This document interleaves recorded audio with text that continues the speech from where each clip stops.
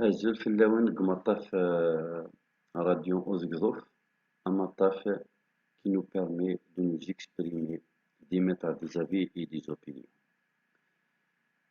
Je vous parle donc à partir de l'Algérie, plus précisément de Kabylie, et nous sommes le vendredi le 23 avril 2021. Je viens juste de revenir donc de la marche, la 114e marche du vendredi, de notre insurrection citoyenne, et nous avons vécu quelques anomalies, quelques comportements tendancieux sur lesquels je voudrais revenir pour un peu les expliciter et mettre des, des points d'ordre, si je puis m'exprimer ainsi. الساقي الجماع فضوغ أماكن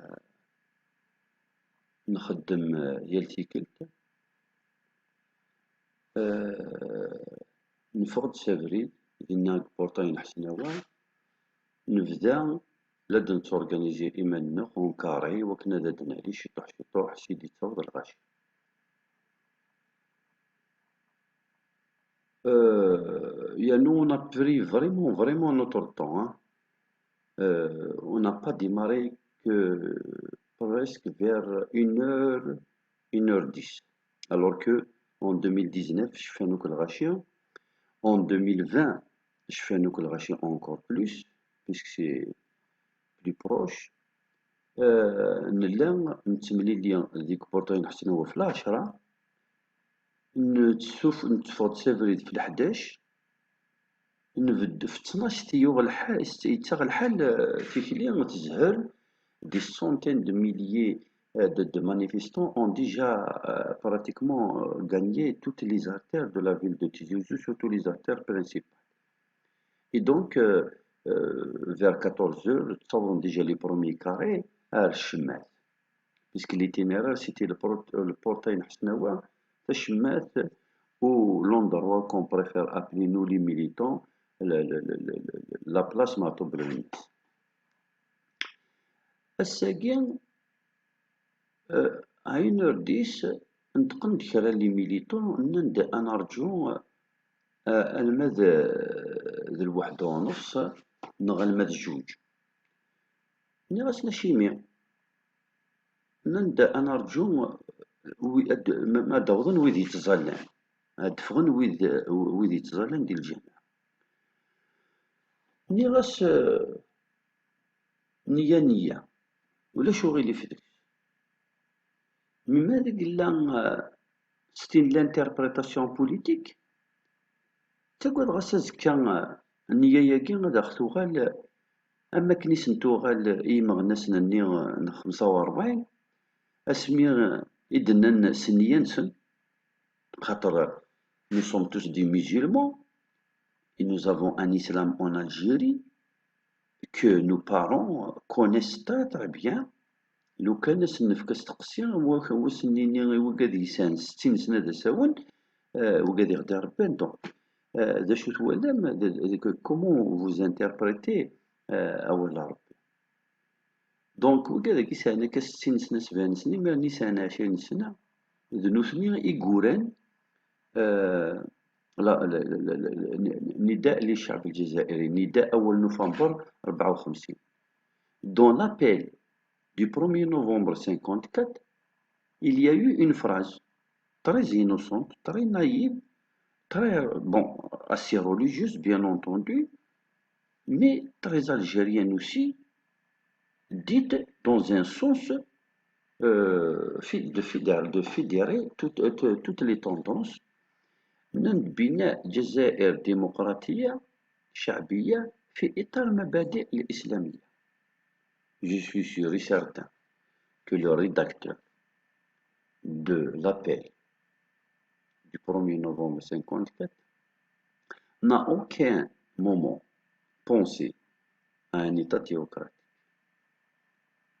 Après l'indépendance, entre parenthèses, 20 ans après, les militants qui la 25e heure, d'ici à novembre, heureusement que l'histoire et grâce à notre insurrection citoyenne, les gens maintenant, grâce au tamis de, euh, de l'insurrection citoyenne, les uns et les autres se positionnent selon euh, l'histoire de leur parcours politique, le courant auquel ils appartiennent. Donc on se positionne naturellement parce qu'on ne peut pas changer d'essence politique, non d'origine idéologique, non d'appartenance philosophique, euh, puisqu'on n'invente rien. Le mouvement national continue encore à s'exprimer à travers les différentes tendances qu'il a toujours eues de toute façon, même pendant la guerre de libération. Eh bien, 20 ans après, les militants de la 25e heure, c'est-à-dire les islamistes,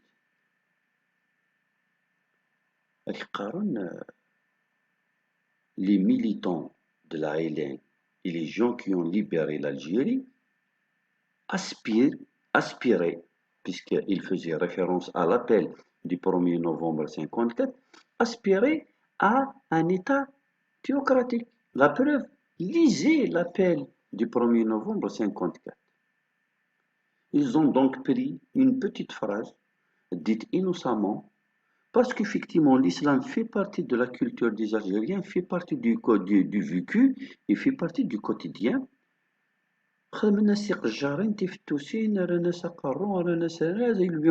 Ils ont insufflé en cette petite phrase une âme pour en faire un être humain, alors que eux-mêmes, les gens qui parlaient de l'État théocratique, ils n'avaient absolument aucune en relation avec la révolution, encore moins avec l'indépendance de l'Algérie pendant la guerre de libération, et les documents l'attestent.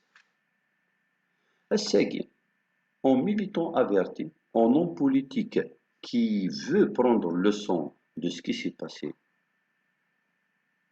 de par le passé, et parce que je ne voudrais pas que mes enfants me reprochent ce que je reproche moi-même à mon propre père, parce que si ils se sont contentés de parler du contenu purement politique dans l'appel du 1er novembre 1954, ces islamistes n'auraient jamais trouvé quoi mordre, quoi mastiquer pour en faire tout un discours et regarder où est-ce que nous sommes arrivés.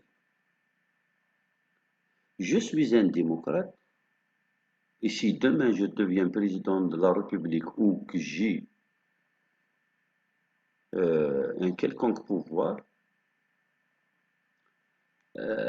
j'autoriserai les islamistes à s'exprimer, à parler de tout ce qu'ils veulent, y compris leur fameux État théocratique. Je suis réellement un démocrate, mais je suis aussi, ici, un droit citoyen, constitutionnel, civilisationnel, politique. Je suis aussi dans le droit de les combattre politiquement avec tous les moyens légaux et démocratiques. Ici, je peux dénoncer une tendance mal intentionnée. C'est justement cette histoire de laisser les marches jusqu'à 14 heures pour qu'elles puissent être entamées sous prétexte que nous devons attendre les gens qui doivent sortir de la prière, donc de la mosquée. Un jour, comme ils l'ont fait avec l'appel l'appel à la guerre de libération, un jour les islamistes, en panne d'inspiration comme d'habitude, peuvent prendre ce prétexte, cet alibi, pour se faire valoir et s'approprier notre insurrection citoyenne en disant si ce n'était pas les gens qui sortaient de la mosquée, l'insurrection citoyenne ne pourrait jamais avoir lieu et ne sera jamais euh, une manifestation de terre. D'abord parce que c'est tout à fait faux. Depuis 2019, je me rappelle, puisque je n'ai jamais raté aucune marche, y compris celle du mardi et celle du mercredi, ou du temps où les étudiants marchaient et les fonctionnaires manifestaient, puisque le mercredi, c'était un mercredi sur deux, et il y avait une corporation, ou bien de la mairie, ou bien de la santé, ou des enseignants qui marchaient.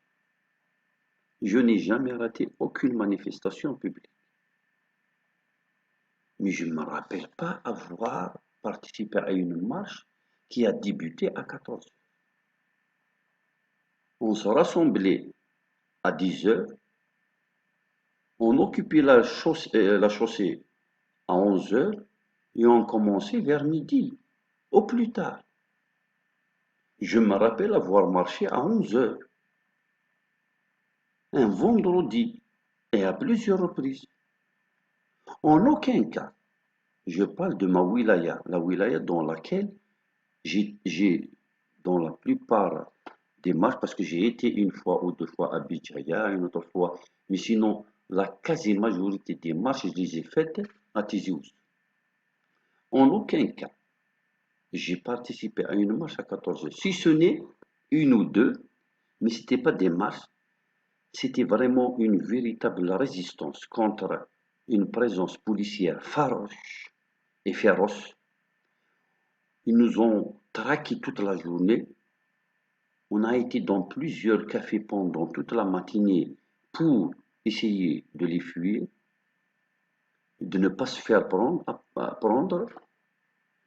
Vers 1 heure, on était obligé d'aller à l'hôpital pour nous cacher dans les différents services sous prétexte, parce qu'on n'avait pas le choix. Quand on est venu pour rendre visite à un malade, et c'était après la fin de la visite, qui coïncidait aussi avec la fin de la prière, et parce qu'il y avait donc beaucoup de monde, que les manifestants, courageux, déterminés, ont profité de l'occasion de la présence de beaucoup de monde pour effectivement imposer une marche qui, qui est pratiquement la première, la deuxième, peut-être les trois premières, juste après le confinement. Là, effectivement, je reconnais que la présence des personnes qui sont sorties de la mosquée était d'un apport. C'est ce qu'on appelle le concours des circonstances. Ils étaient là où il faut, et donc automatiquement, les manifestants ont profité de la présence de la masse, de ces gens qui ont été à la mosquée, chacun pour les raisons qui le concernent. Parce qu'on peut aller à la prière pour pour une centaine de raisons. Mais peu importe. Une ou deux fois, les manifestants à Tizi Ouzou ont effectivement profité de la présence des fidèles qui, juste après la prière de vendredi, ont donc amorcé une marche. Et parce qu'il y avait de la masse, les forces du gouvernement et du pouvoir d'Alger n'ont pas réussi à mater ces jeunes manifestants qui se sont donc duliés et fondus dans une grande masse. Ils n'étaient pas repérables et ça leur a permis de réussir à faire quelque chose de prodigieux, à savoir faire revenir cette insurrection citoyenne qui allait battre de l'aile à cause d'abord des menaces, des emprisonnements, des harcèlements, de toute cette répression qu'on reconnaît et pour laquelle est connu le pouvoir algérien, mais aussi pour des raisons sanitaires, à savoir le fameux coronavirus. Aujourd'hui, on en avertit, maintenant que il n'y a plus cette répression féroce, si je peux commencer pour reprendre ce que nous avons l'habitude de faire depuis 2 ans, si je peux commencer à marcher avec les deux premiers carrés à 11 heures, voire à midi, pourquoi pas? Nous sommes en plein mois de carême. Il y a des femmes, des enfants, des vieux, des vieilles. Nous avons dit que notre révolution est une révolution citoyenne. Ces gens-là, sous un soleil de plomb, aujourd'hui il a fait très très chaud. Bon, c'est vrai que vers 10 h, 11 h, c'était plutôt le brouillard, mais à partir de midi, 1 h, il y avait un soleil, c'est l'effet de serre. Il a fait vraiment chaud. Déjà, il fallait marcher, il fallait commencer très tôt, ne serait-ce que pour penser à toutes ces femmes qui devaient rentrer chez elles pour préparer Knesset Charva, puisque c'est comme ça qu'on a l'habitude de dire. Et puis, on a toujours dit que notre insurrection citoyenne est un mouvement horizontal où il n'y a ni chef avec F, ni chef avec deux FE. Celui qui arrive à 14 h va marcher à 14 h, celui qui est là à midi va marcher à midi. Maintenant, il y a un autre souci. Un souci qui est très très compréhensif et très noble de militants. Ceux qui voulaient qu'on attende jusqu'à 14 h avaient peur. Si on marchait vers midi ou 1 h, on n'aurait pas eu beaucoup de monde, donc il n'y aurait pas eu assez de carrés et on aurait donc donné l'impression que notre révolution s'affaiblit. Je ne pense pas que le pouvoir va céder ou faire le contraire ou maintenir juste parce que notre nombre est plus important.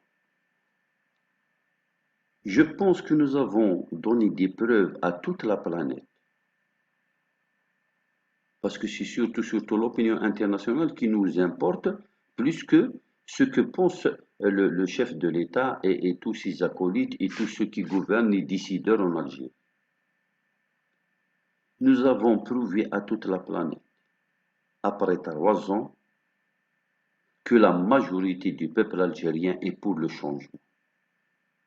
Même si une dizaine de personnes sortaient, nous sommes après tout en plein mois de carême, c'est juste de la résistance, ce qu'on appelle la permanence. Même avec 10 personnes, personne ne pourrait oser dire que l'insurrection citoyenne a fléchi ou a perdu de son vol. Je dis ça parce que c'est fort possible que l'intention profonde de ces militants qui ont proposé aux manifestants d'attendre jusqu'à 14 h soit celle-ci.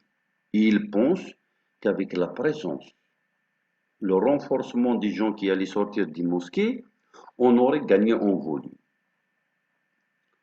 D'abord, je pense que le gros du monde qui faisait les marches, c'est ou bien à partir du portail de l'université de Tizi Ouzou, ou alors au niveau du deuxième endroit le plus important, c'est-à-dire le portail du stade 1er novembre.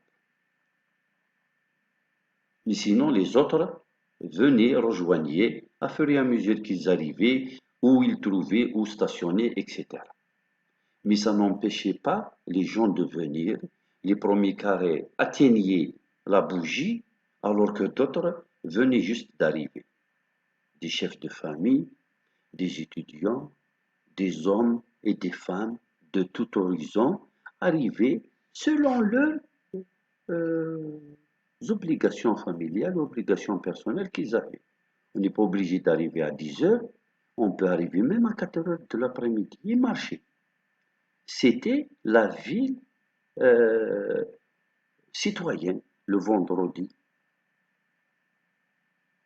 Donc, moi, je n'ai pas vu de raison convaincante à ce qu'on attendait pour commencer à 14 h notre marche. Et je me suis donc un peu accroché avec un militant qui m'avait traité de beaucoup de choses, mais à la limite, ça, entre militants, c'est normal. J'espère que moi, je lui ai rien dit de mauvais et je n'ai pas touché à sa personne comme lui, il l'a fait à mon encontre. Mais, c'est normal qu'on accepte de se faire insulter, de vendredi prochain de toute façon, Nikini, je vais marcher tête haute parce que j'assume mes positions et je suis très fier. Plusieurs heures après, je me dis heureusement que j'ai dit aux gens, non, n'attendez pas à 14 heures. Nous n'avons jamais attendu jusqu'à 14 heures. Ce n'est pas maintenant que nous allons commencer. Un jour, les islamistes, je me vais me répéter, vont venir, et je suis sûr qu'ils vont le faire. Ils vont nous dire, si ce n'est nous, les gens qui sortaient des mosquées chaque vendredi, jamais l'insurrection citoyenne n'aurait eu autant de personnes, d'adhérents, de participants, ou je ne sais quel vocable qualificatif qu'ils allaient utiliser, inventer ce jour-là. Je suis un démocrate. Je suis pour, je ne cite pas les appellations de différents mouvements parce qu'à la limite, je ne veux ni les critiquer, ni leur donner de la légitimité. Moi, je pense à moi et je ne reconnais pas les autres tout en les respectant, tout en acceptant le statut de partenaire, c'est-à-dire que nous allons faire un combat ensemble. Mais en aucun cas, je n'accepterai ni de me faire récupérer, je n'accepterai ni d'alliance, et je n'accepterai de travailler avec quiconque avec lequel je n'ai pas le même projet de société. Mais ce n'est pas pour autant que je vais faire la chasse aux sorcières comme le font certains démocrates. Moi, tout le monde me connaît, j'ai marché à côté des gens avec lesquels je ne partage rien idéologiquement. Mais je considère que ce sont des Algériens. Même si leur projet de société est un projet qui va nous mener directement vers euh, comment dirais-je, l'aliénation,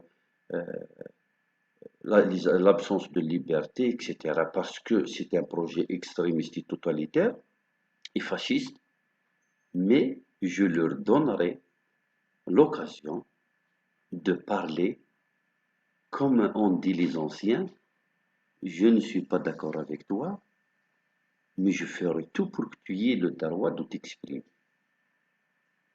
Ce n'est ni par peu, ni par calcul. Qana'a démocratique. Nous sommes des enfants de Massinissa, nous ne sommes pas des égoïstes ni des mercantilistes. Nous sommes des Algériens et nous devons accepter tous ceux qui veulent s'exprimer, quel que soit leur projet de société. Certes que notre proposition de sortie de crise est différente de celle des autres cours, parce que chacun, selon ses orientations philosophiques et politiques, conçoit un projet d'alternative de transition démocratique qui lui correspond le mieux. Ça, c'est de bonne guerre. Mais pour aller jusqu'à verser dans le discours de la haine envers ceux qui sortent de la mosquée, je ne le ferai pas. Par contre, je considère que si tu as choisi d'aller à la mosquée pour faire la prière du vendredi, à la place de l'insurrection citoyenne, tu as fait un choix. Donc tu pars à la mosquée. Moi, je ne suis pas dans la mosquée, donc je fais la marche. Et dès que tu termines ta prière, tu viens et tu me rejoins. Nous allons nous rencontrer dans la rue, on aurait jeûné tous les deux et on aurait terminé la marche ensemble. Comme jeûneurs, comme musulmans, chacun avec sa façon de voir l'islam, mais surtout, nous avons quelque chose de commun, c'est que nous disons la ilaha pour le renouveau en Algérie, etc., etc., avec tous les slogans qui se... Alors, de grâce, je ne voudrais pas que vous nous envoyiez des gens pour nous provoquer. Parce que si vous croyez que c'est avec ça que vous allez nous chasser, parce que vous voulez vous accaparer de cette révolution, Vous vous trompez. Nous avons 30 ans de militantisme. Nous avons vécu et on a vu de toutes les couleurs. Le pouvoir nous a fait voir jusqu'à même nous tuer dans l'âme. On ne vit que pour cette insurrection citoyenne, tellement qu'on a souffert comme aucun autre peuple sur Terre n'a souffert d'un régime totalitaire. Et ce n'est pas une poignée de personnes ou un jeune, peu importe sa façon avec laquelle il me menace, qui va me faire fuir, va me faire changer d'avis. Je suis un démocrate, je suis un berbérisant. Je suis dans ma wilaya et c'est une wilaya pilote parmi tant d'autres dans cette insurrection. Vous n'aurez jamais Tizi Ouzou. Et la prochaine fois, puisque c'est comme ça, je vais marcher avant 1 heure.